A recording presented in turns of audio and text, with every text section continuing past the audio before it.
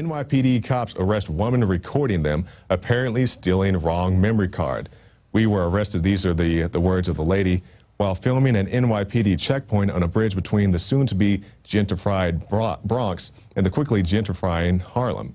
We were charged with OGA, misconduct, and resisting arrest. I was holding a bag of yarn in one hand and a canvas bag in the other. My partner had food in his hand and was tackled. I guess he wasn't carrying GMO.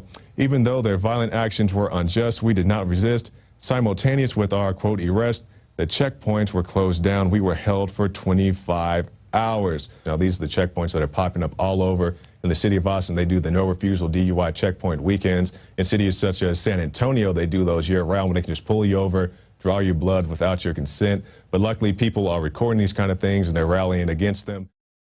Feds want to lower limits and criminalize alcohol consumption. This ties into what I was just talking about a second ago with the no refusal DUI checkpoints.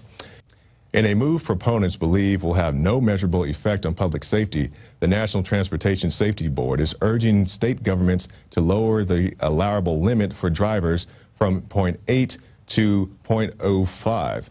Even MAD, Mothers Against Drunk Driving, the most vocal anti-drunk driving group in the world, would rather pursue other options. And the article goes on to say that back in 2010, a report came out that said about 33,000 traffic fatalities, and out of those, only about 10,000 or so involved a blood alcohol level of above 0.08%. So it doesn't really seem to be that measurable of a deal. Even MAD says it's probably not going to help all that much. It's just another thing to get you into the system. And I don't personally even drink. I definitely don't endorse drinking and driving, but I don't really think this is going to be that measurable of a difference either. It's just another thing to get you in the system, like getting felony charges for releasing balloons. You guys saw that article out of Florida. And we'll move on now to our last story of the night. Now, this is the guy who got in the system for a very stupid reason. Denver cops arrest Italian shotgun manufacturer as a terrorist. The Daniel Perazzi was arrested on Saturday after a cab driver turned him in to police as a terrorist. The Perazzi shotgun executive was taken into custody by Adams County deputies outside the Denver, Colorado gun collectors show and was held over the weekend. The cab driver notified law enforcement he suspected he had a terrorist in his cab when they were waiting to intercept him, evidently oblivious to the fact that he was arriving at a highly publicized gun show. I mean, one of the biggest gun shows in the country, especially for antiques and specialty firearms that he made. And this guy is a terrorist because he's riding around with a few shotguns. See something, say something. You see it right there in the cab. This snitch culture that's in the world today, especially in the state of Colorado, where they're trying to push through some very heavy legislation and even try to do so. And that does it for the news portion of our program. Now, stay tuned after this break. We'll be back with Alex Jones interviewing Joel Scalzon. But first, let's go to our quote of the day. This from John Adams.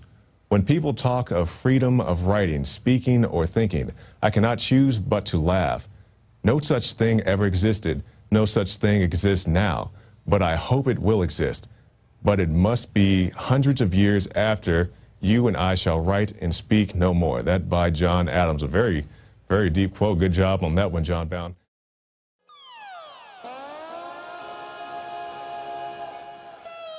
Hello, this is Hank Hill, and I'm telling you what, you need to listen to Alex Jones. Yeah. Infowars.com. I judge, what is the secret of the universe? Infowars.com.